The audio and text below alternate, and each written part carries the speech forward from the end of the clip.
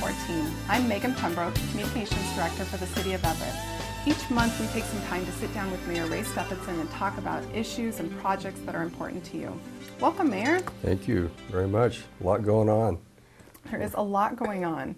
I'll tell you, I don't remember a first half of a year being busier. But, you know, if you're not busy, then it's not a good thing either. So That's true. You could be a little less busy. Well, and one of the things that's kept a lot of us busy is Yeah. our ongoing budget work. We've been doing a lot of talking with the community about how to structurally balance our budget for the long term. Right. And you recently shared your recommendations with the City Council. Can you talk to us a little bit about that? Sure. Just as a reminder, we started this process in December of last year. And so for the last 6 months, it has really been what I would describe as a grassroots effort with employees and with citizens around first understanding what the structural budget deficit is, and then looking for recommendations on how we can close that gap. And maybe the best way to describe it, every business, every home, every city or county or any government goes through cyclical ups and downs in the economy. We see a recession, our revenues drop.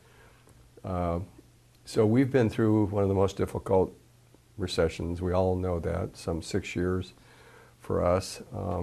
And we've recovered from that to some degree.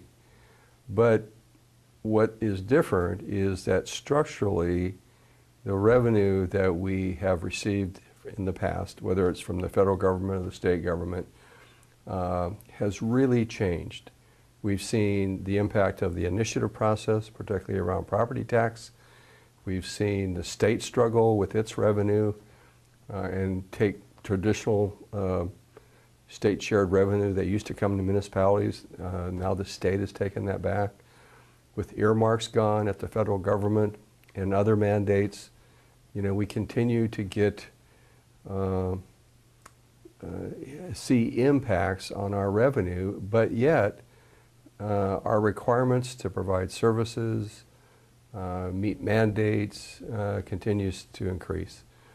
So this effort has really been an effort around what can we do different going forward.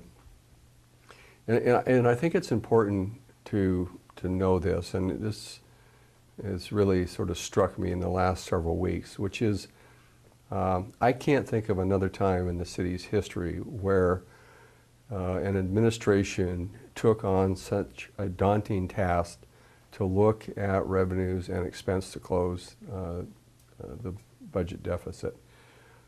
So not easy by any stretch. It's been stressful on employees. I know some of the options that were identified by staff and others created some angst in the community. I think we described all along that those were options, although I think sometimes people sort of thought, well, wait a minute, it's not an option, it's more than that, it's a recommendation. But I think that the proposal that I've made to the council, I think will help alleviate some of that anxiety.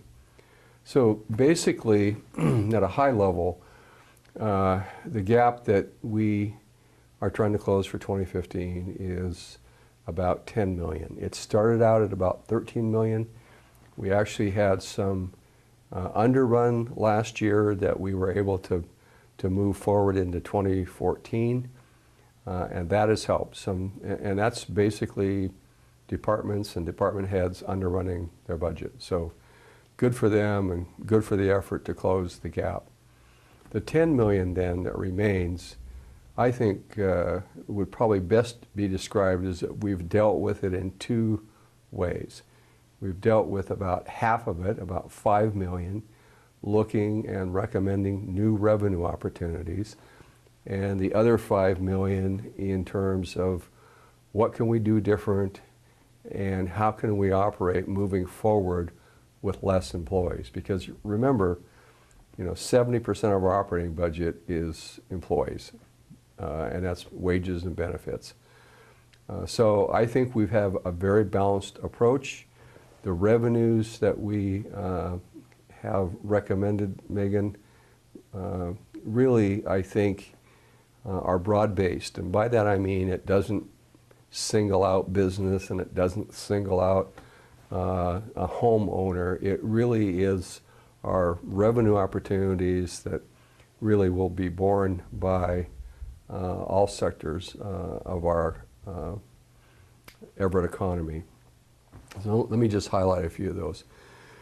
The biggest opportunity that we identified was utility tax revenue.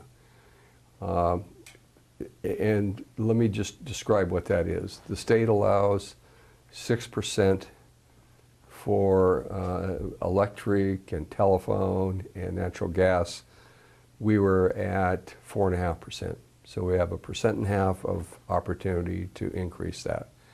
I recommended that to the City Council. For garbage and cable, we actually weren't taxing those two services at all. So what we've recommended is a phased-in approach of over the next 3 years, 2% year 1, 2% year 2, and 2% year 3. And that is, the largest revenue opportunity that we have. We looked at our fees from planning process, our impact fees, and we recommended a series of fees to really be commensurate with what cities and counties around us are doing, and also to really cover the cost of providing those services. The infamous fee has been the business license, which was a one-time $10 fee. Now it's recommended to increase with an annual renewal fee, and we also have a scale in there, so for smaller businesses they aren't impacted quite as significantly. So those, are the general fees. The car tab fee at $20 we recommended. Again, that will net us probably about half of that $5 million. And then we've looked at the vacancies we have. We're projecting right now to eliminate on a permanent basis about another 15. And this is after we've already eliminated 25 over the last 6 years. And we've really tried to minimize the impact of that. We'll be talking about that with the council in the coming weeks and with the public. But you may see a little slower response time, but we haven't really affected any of the critical services, haven't affected public safety in a significant way. We've tried to look for efficiencies. We've tried to look at, with vacancies, how we've been able to provide service, and if we haven't had a significant impact, then we've looked at eliminating those positions on a permanent basis. I think the thing that is important going forward, really, I think it's important to know that these recommendations are really a reflection of what we've heard from council members through their questions and suggestions, but most importantly, what we've heard from the public. We've done workshops on this. Citizens were very engaged. We did this with business and community leaders, very engaged. And I think the sort of general sense was this, that people were willing to pay more in taxes if it was fair, if it was balanced, and if it maintained our quality of life. And quality of life has really been an overriding issue for me through all of this. And I think we've met that. We've also looked at efficiencies. We're recommending a 10% contribution on health care for all employee groups. I think that was the number one issue that everyone agreed on, that we should consider that. And today, electeds and exempt or management employees, we've been paying that 10% for the last 2 years. So this really affects the bargaining units, the represented employees. So I think that we've I think hit that sweet spot.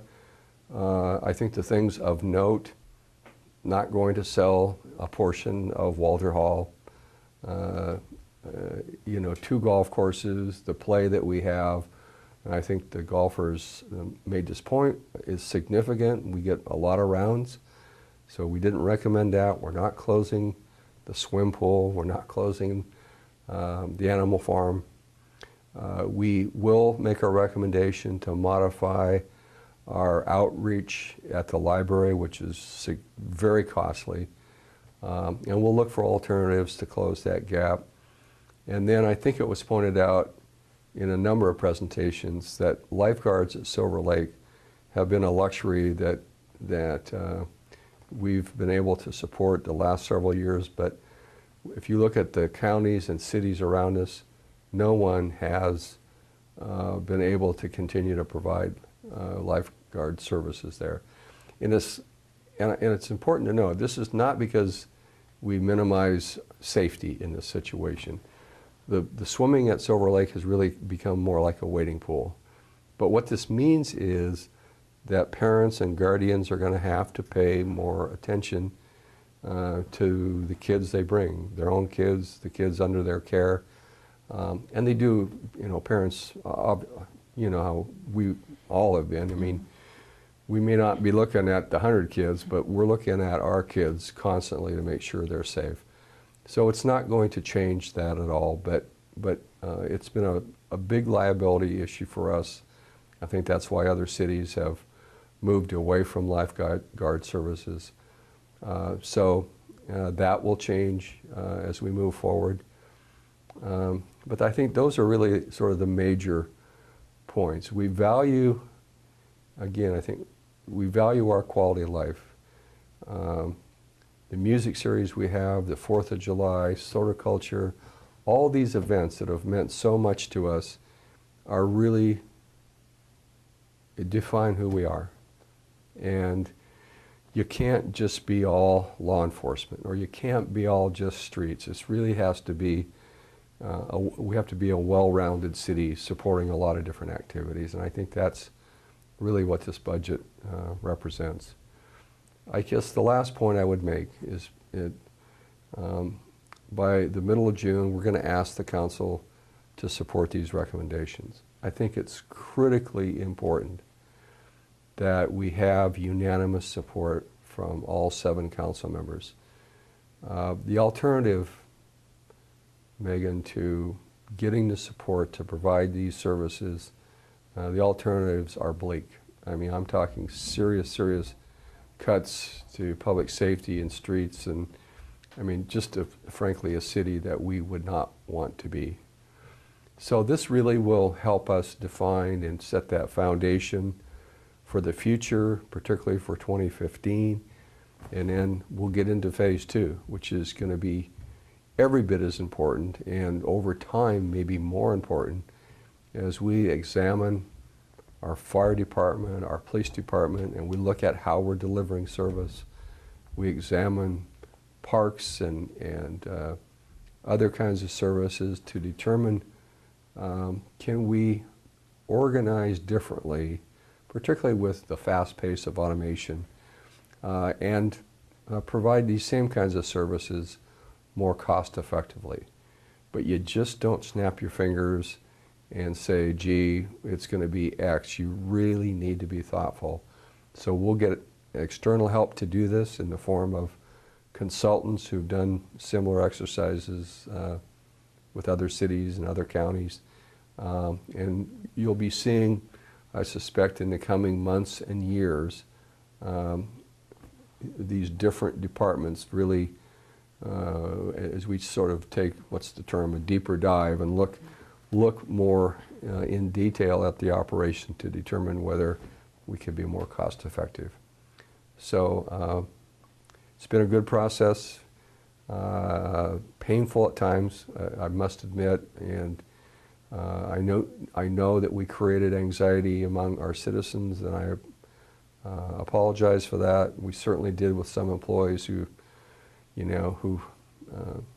wondered whether they were going to have a job. So I appreciate everyone's patience, but I think we're in a better place.